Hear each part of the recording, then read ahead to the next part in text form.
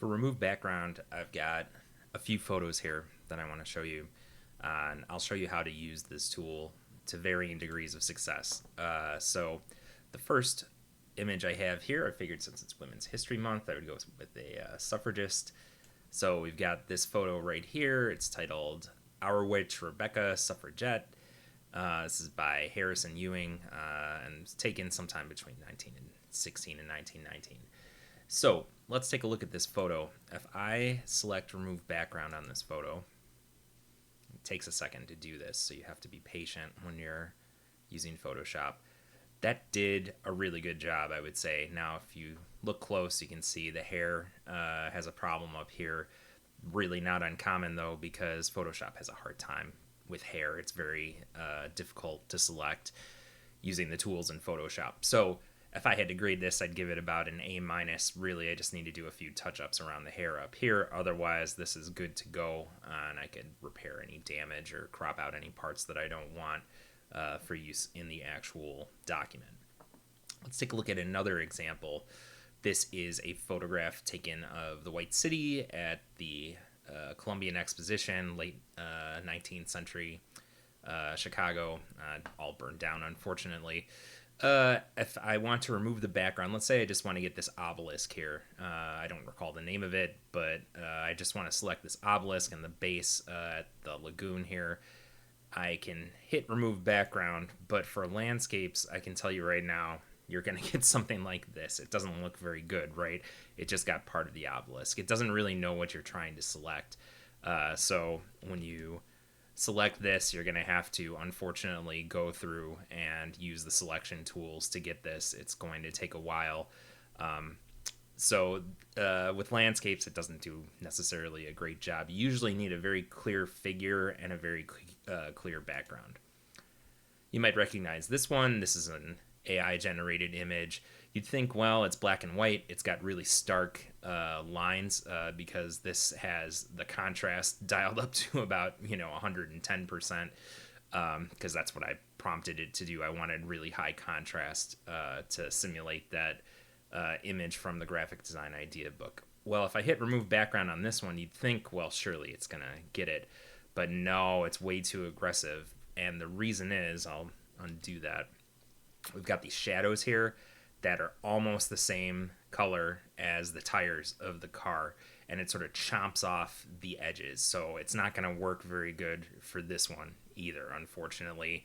You're going to have to do like I did for the exercise and go through and manually try to get the background out of this image. Let's talk about one where you can get some partial success. So I was trying to look for one where it will work, but not exactly. And we can go through how to finish the job if the remove background tool doesn't work very well. And I'll talk about this more when we talk about editing images. But first, why don't we put a layer in, unlock this layer, drag it up to here. And why don't we get rid of all of this stuff? Because if I click remove background now, it's not going to know the difference between the matte around the photo and the photo itself. And you can see, well, I don't know if this is a matte. It's a photogravure, if you want to know the exact term. That was an early way to etch copper plates for reproduction of high quality photographs and printmaking. But I think this might be a calling card. If you look at what it selected here, it didn't do a great job. It got this part of the matte or the card, and it only got the edge around the photo. If we're just trying to get rid of the edge, that's not a really big deal.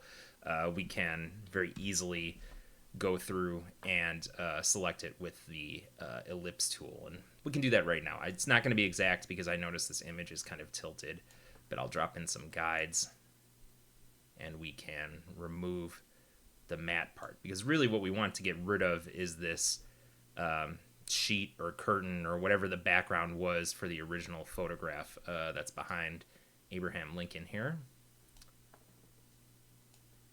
All right, I guess I must have been feeling civic pride because I went with all Illinois images here. Okay, going to go ahead and select this using the ellipse selection tool, invert the selection like that. And then from there, we can just delete the background, and you can see I didn't do a great job. I would want to rotate this until it was the correct size, or modify this to get rid of that background. But let's try the select background tool or remove background tool now and see how it does. And yep, it did it exactly how it did it when I was preparing to record here. This part of Lincoln's not quite well coiffed hairdo here is screwing up the remove background part.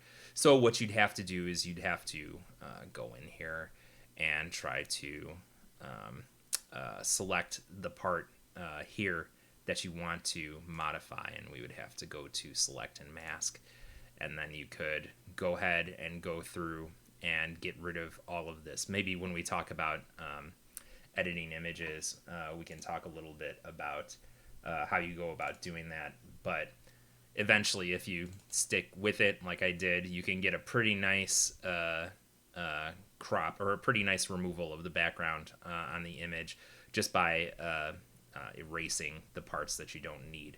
So it's definitely possible to use the remove background tool to do a lot of jobs, and on jobs like this, it's going to, I have to cancel out of this before I can leave the file. On jobs like this, it's going to do a really good job. All you have to do is maybe pick up a few things. Some jobs it's not going to work with at all. Some jobs it gets way too aggressive. It doesn't select too little like it did in the landscape photo here, or in the cityscape photo here. It's going to select way too much, and then sometimes you're going to have a situation where it saves you some work, like it got about 66% of the background removed. You just got to come in and finish the last half or the last third and take care of the rest of the background removal yourself. So it can either help you out very little, help you out a pretty good amount, or completely do the job for you, depending on how much it can recognize the background in the video in the photograph.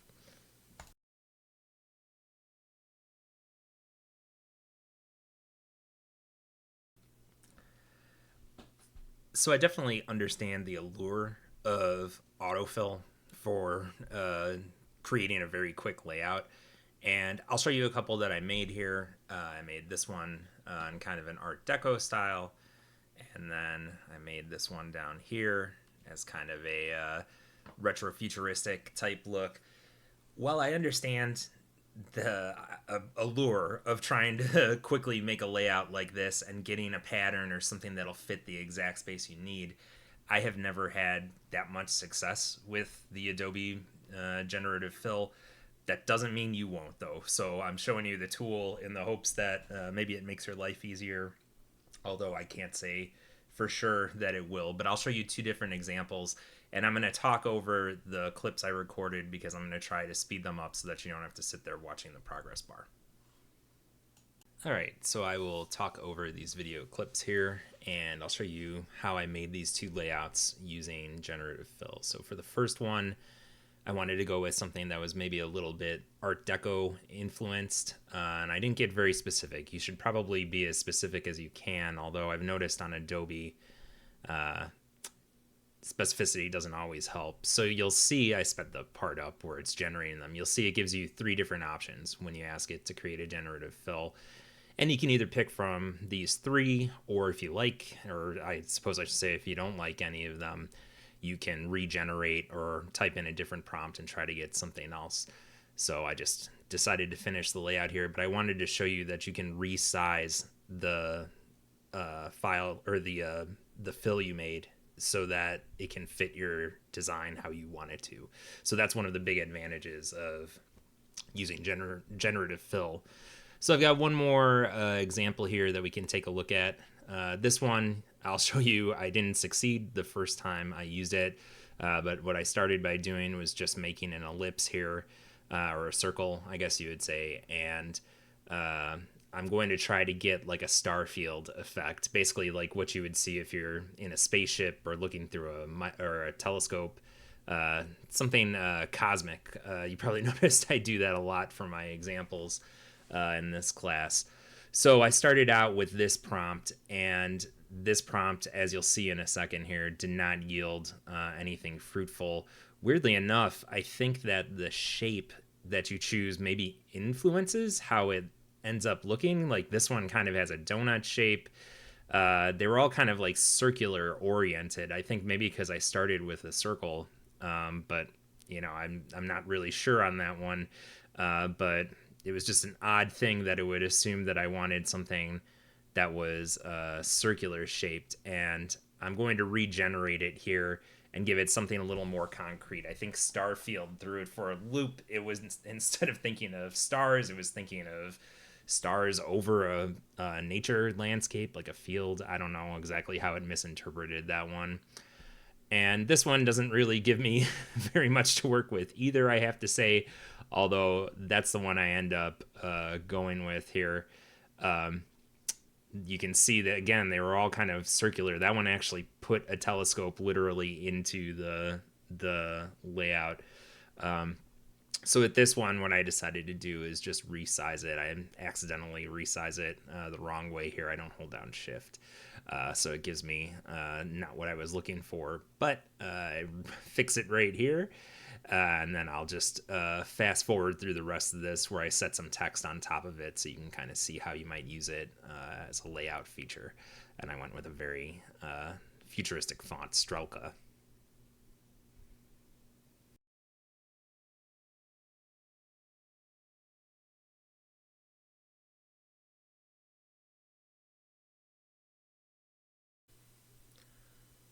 So I'm going to talk here about generative expand, and I have this photograph I took. This is a cool looking building that I saw when I was down on Route 66 last year, and I kind of took this photograph to hit the dead center of the perspective. So I got the statue lined up with the door and the roof peak. I was standing in the right spot, but for some reason this isn't centered. And sometimes you find that you took a photograph and you want it to fit an area of a design and it's just not going to be big enough. You're not going to be able to crop it the right way. You need more. And I think this is a decent use case of that scenario. So I'll drop a guide here at the center of the page, which is 33 picas on a 66 pica spread. This is just an 11-inch page. You can see the roof line, the peak, and the statue should go through this guide, right? Or the guide rather should go through them, and it just doesn't. I blew the shot here, but in my defense, this was not meant to be used for this purpose. I just took the picture because I thought it looked cool, and I think it was also really hot that day, and I was just trying to take pictures and get back to my air-conditioned car. So I'm going to move this until I get it right where I want it, and that is pretty much dead center. You could fuss with this more if you want. And let's say I want this to take up the whole page. I want to be able to see the entire spread. So what I'll do here is I will drag the frame border until it is the size of the whole page. And then you'll see in this utility down here, you can use this generative expand tool to expand the image. And I haven't done this one yet, so we'll go ahead and give it a go here. You can describe what you want to see in the expansion. I usually just hit generate, but you can experiment with both. Just be aware that when you generate these, you only get so many generations per time period. I think my plan, I looked it up a few minutes ago, I think I get 4,000 per month. So you do run out of them. You can't do this forever. So it's a good idea to kind of have an idea of what you're doing, especially if you plan on doing a lot of AI stuff in Adobe. Get a good sense of what you want before you get started. And I'm looking at this, and it looks pretty darn good here. I'll pull up the original photo for reference here. So this is what it looks like on the left end, and you can see that it just expanded on the trees. The sky matches really well. If I look at the top, it looks very close to the original. And if I look at the right hand side here, let me get rid of this negative space. If I look at the right hand side, you can see you've got the sign, the light pole, and then the start of a tree.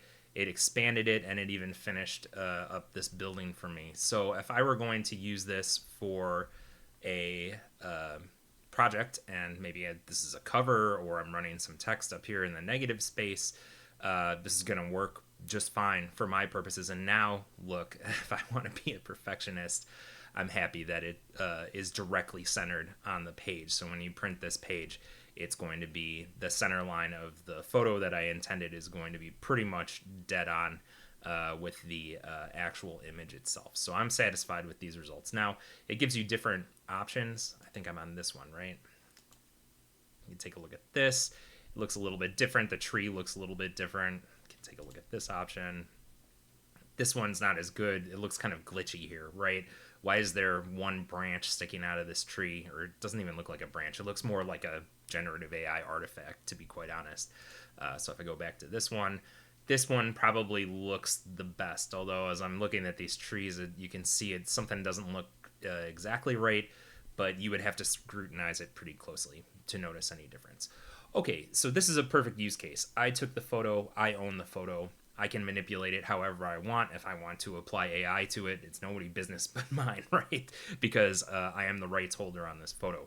Let's talk about issue where you may have a problem and you want to maybe rethink the use of generative expansion. So I took a photo here. Zoom in because these photos are much lower resolution, which isn't surprising because they were taken in the 1930s. And I've got two examples here. First, I'll show you the source of the photo. This is a photo of Bill Tatnall, a folk musician, taken by the very famous ethnomusicologist. That one's kind of a mouthful. Alan Lomax, he, as part of Works Progress Administration during the Great Depression, drove around and took pictures of folk artists, but more importantly, he took recordings of their music that you can still listen to today, and they're very good, and you can check those out at the Library of Congress. This one was taken in 1935. You can see he's sitting here on the front porch of, I would assume, his house or a house in the neighborhood. If we wanted to use this for anything other than a very small thumbnail, it's going to be hard, and if you look at the different options available, this is the best one that they've got. This is the best scan of the image that they have.